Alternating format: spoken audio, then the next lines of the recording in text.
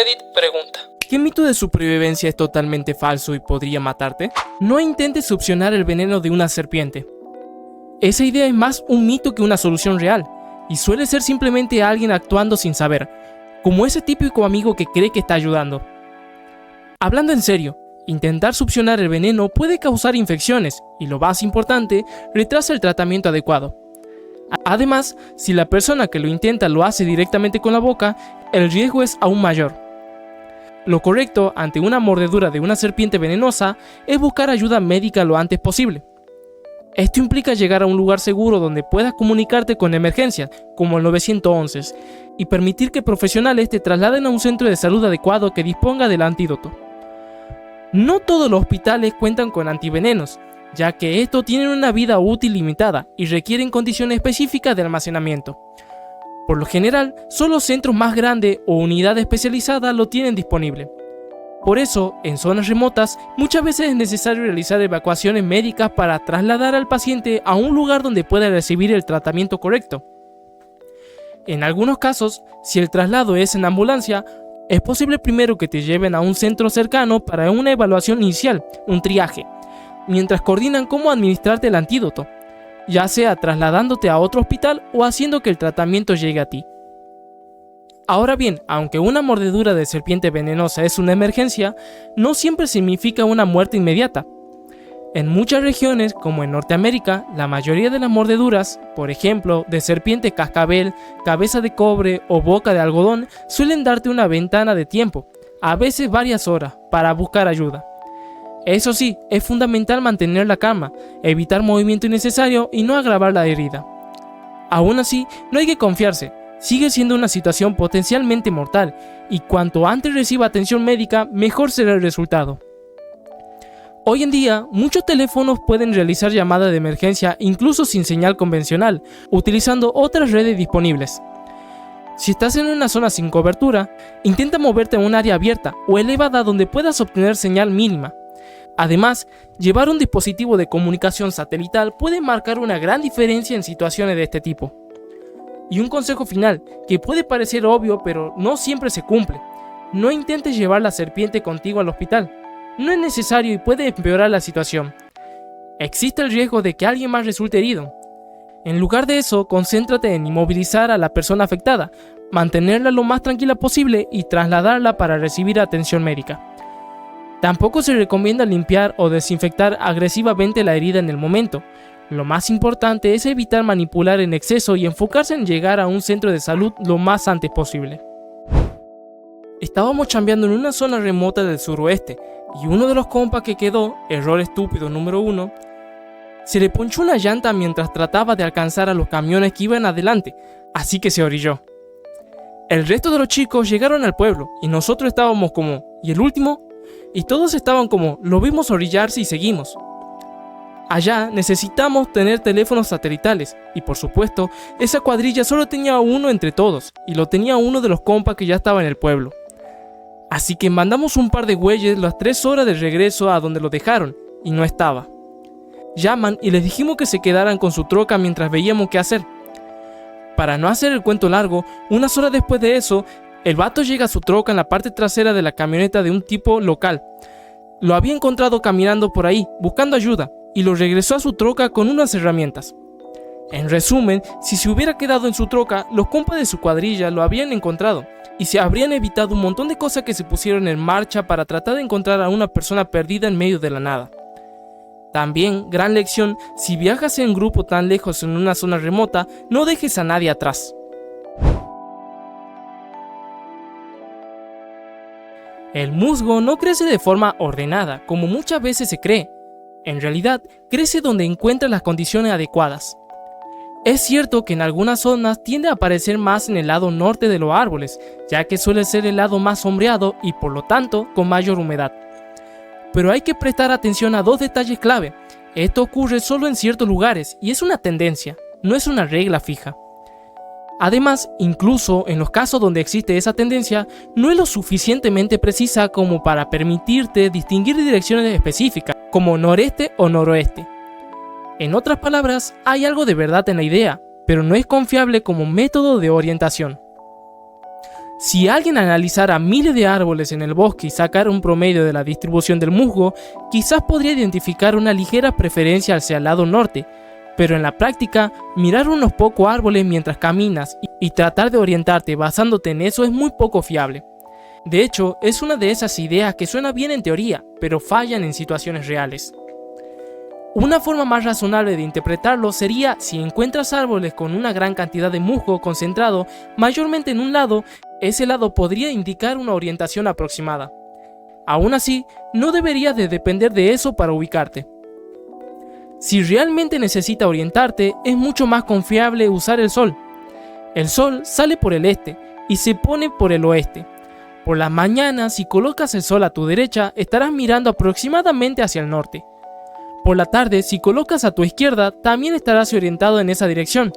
Aunque no es un método perfecto, resulta más consistente que guiarse por el musgo. En resumen, el musgo puede darte una pista, pero no una respuesta.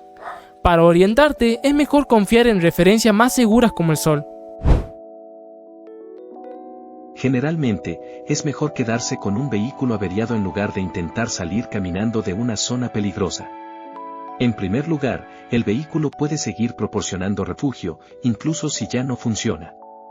Protege del frío, del calor y de otros factores ambientales que pueden ser muy agresivos. En segundo lugar, cualquier persona que vaya a rescatarte probablemente utilizará la carretera o rutas cercanas. Si te alejas de una carretera, sendero u otra vía transitada, será mucho más difícil que puedan encontrarte. Finalmente, un vehículo es mucho más fácil de detectar desde el aire o a larga distancia que una persona sola. Esto puede parecer obvio, pero la realidad es que muchas personas pierden la vida cada año por exposición al calor o al frío en lugares como parques nacionales, cuando en muchos casos podrían haber sobrevivido tomando mejores decisiones. Con frecuencia, sus vehículos son encontrados primero, lo que demuestra que quedarse cerca de ellos habría aumentado considerablemente sus probabilidades de ser rescatados. Además, si te quedas varado en la naturaleza con un coche y sin forma de comunicarte, existe una técnica que puede ayudar a llamar la atención, apilar las llantas del vehículo y prenderles fuego. Esto genera una columna de humo negro visible desde muy lejos, lo que puede alertar a equipos de rescate o a personas que se encuentren en la zona. Aunque es una medida extrema, en situaciones críticas puede marcar la diferencia. Aprendí esto leyendo sobre el caso de los turistas alemanes perdidos en el Valle de la Muerte, una familia que falleció por exposición a finales de los años 90. Casos como ese sirven como recordatorio de lo importante que es mantener la calma y tomar decisiones estratégicas. De hecho, si estás en una zona remota y te das cuenta de que te has perdido en el bosque, lo más recomendable es quedarte en un lugar fijo y encender una fogata para facilitar que te encuentren. En regiones como el noroeste del Pacífico, existen muchas historias de equipos de rescate que encontraron señales de personas perdidas, como cáscaras de naranja u otros rastros, pero que nunca lograron ubicarlas porque seguían desplazándose constantemente. Esto convierte la búsqueda en algo mucho más complicado, casi como intentar alcanzar un objetivo en movimiento. Lamentablemente, muchas de esas personas nunca fueron encontradas. A esto se suma un consejo muy útil que pocas personas tienen en cuenta. Actualiza el mensaje de tu buzón de voz con detalles de dónde estás y cuál es tu situación. Si alguien intenta llamarte y tu teléfono ya no tiene batería, podrá escuchar ese mensaje y obtener información clave sobre tu ubicación o tus circunstancias. Esa información puede ser transmitida a los equipos de búsqueda y rescate, ayudando a enfocar los esfuerzos en un área mucho más específica y aumentando significativamente las probabilidades de encontrarte a tiempo. No te estaciones debajo de un puente /diagonal paso elevado durante un tornado. La tormenta actuará como una aspiradora gigante mientras estás bajo una estructura tipo túnel. Mejor buscar terreno bajo o, mejor aún, un refugio antitormentas. Estas tormentas son monstruos. Aunque los vientos de un tornado pueden alcanzar más de 200 millas por hora, los tornados en sí rara vez se mueven a más de 20 a 30 millas por hora. Si estás en tu coche, simplemente aléjate de él. Además, si eres del medio oeste, cuando se activan las alarmas de tornado, es obligatorio que salgas directamente y mires al cielo. El problema es que a menudo son parte de sistemas de tormentas enormes. Las carreteras se inundan, los árboles caen y bloquean cosas, la visibilidad se ve afectada hasta el punto de que conducir a más de 30 a 50 km por hora podría no ser seguro. Además, los tornados no siguen las carreteras, así que si la carretera por la que vas no va en línea recta alejándose del tornado, es difícil escapar de él. La suposición detrás de este consejo es que ya estás atrapado en una situación en la que no puedes escapar. Musgo. Crece por todo el árbol. Aunque a algunos no les va bien con la luz solar directa, una vez que estás en un bosque, crece en todas partes y donde sea que pueda. El amigo de mi papá y su sobrino se fueron de campamento y se murieron, porque se perdieron. En vez de quedarse en un solo lugar, siguieron moviéndose hasta que murieron de agotamiento y por el clima. El equipo de rescate había encontrado varios de su campamento improvisados y en un momento dado estaba a 40 minutos de encontrarlos. Frotar piel congelada para calentarla. Mi tío perdió 2 dedos porque un tipo no paraba de frotarle los pies, intentando ayudarlo después de que se quedaran atrapados en una tormenta de nieve. Los cristales de hielo en el tejido literalmente rompen las células cuando haces eso. Solo necesitas entrar en calor lentamente, no frotar nada. Si te apuñalan, no saques la cuchilla como hacen en las películas. No toques nada, solo llama al 911. Y esto aplica más que solo cuchillos. Prácticamente, cada vez que te apuñalan con algo más grande que una astilla, te dejas esa mierda dentro, no la toques y llama a los paramédicos. ¿Quieres que la mayor cantidad de sangre posible se quede adentro? Comer cosas crudas. En serio, muchas veces se ve en programas de supervivencia que se come lo que se caza sin cocinar. Bear Grylls, por ejemplo, en varias ocasiones consumía animales crudos, incluso recuerdo una escena en la que comía un murciélago. Puede parecer impresionante en televisión, pero en la vida real es una práctica muy peligrosa. Por favor, no hagan esto. Si están en una situación de supervivencia y logran atrapar algo, lo más seguro es cocinarlo bien antes de comerlo. Lo último que necesitan es enfrentar una situación extrema y, además, enfermarse o contraer un parásito.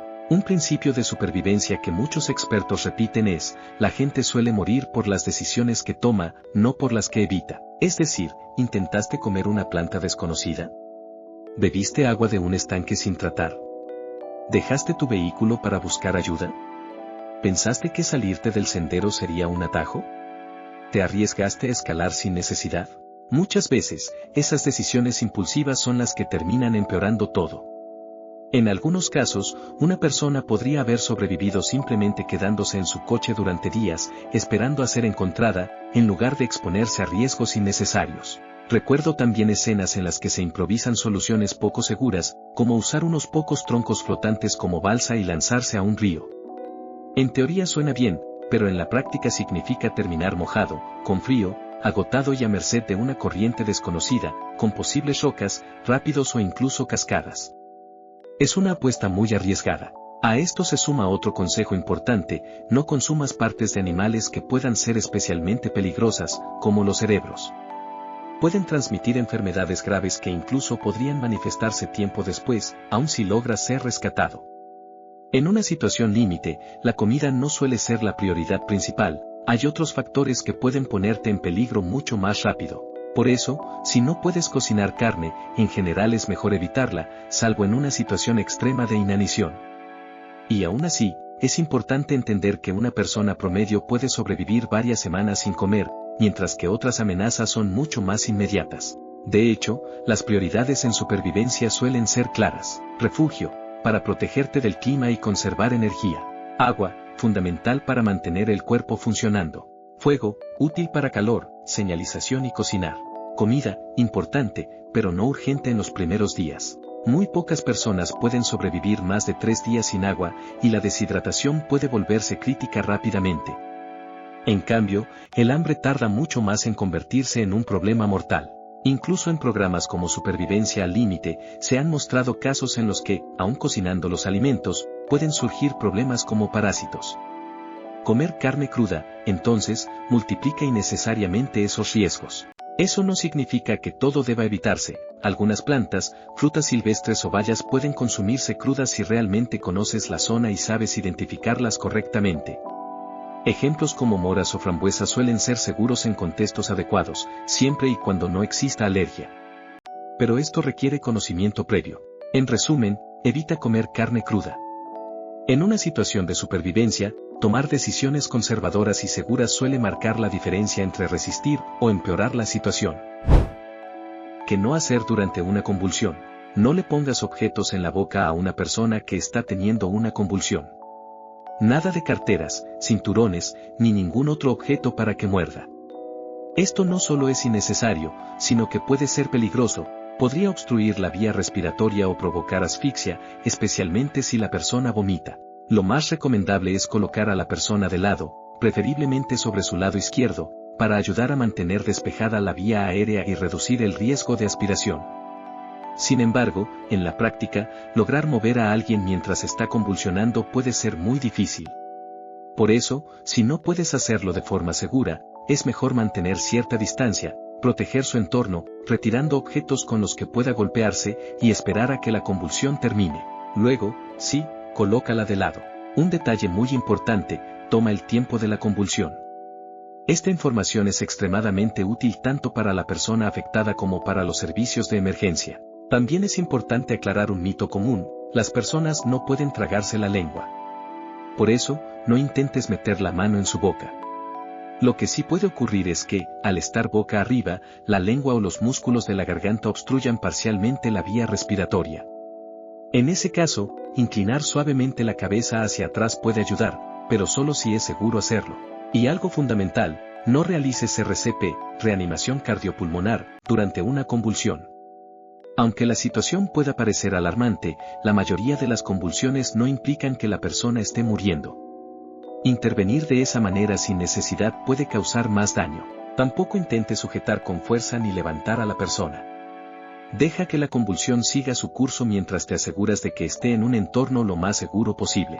Debes llamar a emergencias, 911 u otro número local, si 1. La convulsión dura varios minutos, generalmente más de 5. 2. Ocurre otra convulsión inmediatamente después. 3. La persona se ha lesionado durante el episodio. 4. Es la primera vez que le sucede o no sabe su historial. Cuando la persona empieza a recuperarse, es común que esté desorientada o confundida, y que no pueda formar recuerdos a corto plazo durante unos minutos. En ese momento, lo mejor es ser paciente, hablar con calma y verificar si tiene información de contacto de emergencia, como una pulsera médica, un collar o datos en su teléfono. En caso de duda, siempre es mejor pedir ayuda profesional. Ojalá hubiera más educación y representaciones más precisas sobre las convulsiones y la epilepsia, porque entender qué hacer y qué no hacer puede marcar una gran diferencia. Esperar 24 a 48 horas para reportar a una persona como desaparecida. La cantidad de gente que todavía cree que esto es un hecho, incluyendo a la policía, es demasiado alta. No esperes ni un segundo para reportar a alguien como desaparecido.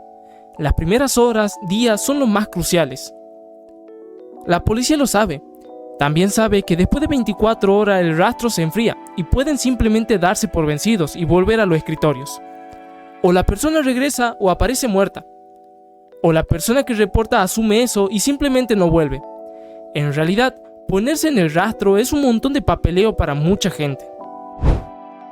Si estás en un barrio peligroso y solo vas de paso, no necesitas caminar rápido, ni trates de hacerte el duro.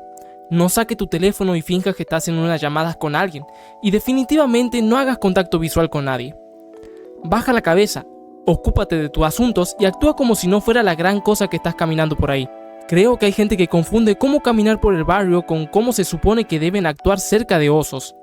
No estás tratando de parecer confiado, solo estás tratando de transmitir una vibra relajada y natural, pero también como si supieras exactamente dónde estás y a dónde vas. No dudes como si estuvieras perdido, pero no vayas tan rápido que parezca asustado. No mires fijamente a nadie, no digas hola. Realmente solo mantén tus ojos bastante relajados y fijos en la acera a 3 metros frente a ti. Si tu carro se mete en hielo o en un campo de agua en general, no esperes a que el carro se llene de agua para tratar de salir. Sal lo más rápido que puedas. Tendrás tiempo. Si esperas, no sabes qué tan profundo estarás o si estarás boca abajo en otro peligro. El tiempo es oro. Mi amigo hizo su tesis de maestría sobre esto y yo pude probar a escapar en un simulador. Si ves un oso en el bosque, haz ruidos fuertes y levanta las manos al aire. Si te da demasiado miedo para darte cuenta de qué color es el oso, sigue gritando y levantando las manos mientras buscas un árbol con una base grande. Sí, Los osos te pueden ganar en velocidad, fácil, pero no son tan buenos para moverse lateralmente.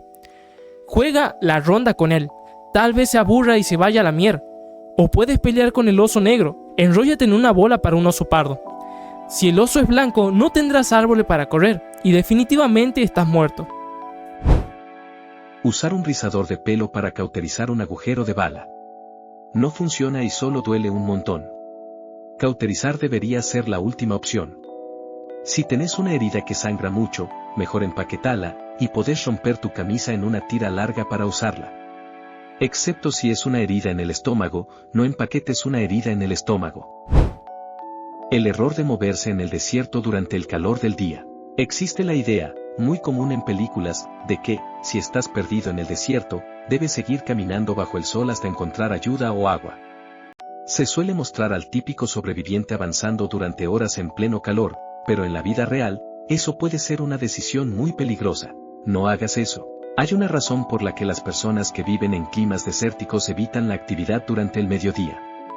Es el momento en el que las temperaturas alcanzan sus niveles más extremos, y moverse en esas condiciones acelera la deshidratación, el agotamiento y el riesgo de golpe de calor. Si tu vehículo se descompone en el desierto, lo más recomendable suele ser quedarte con él.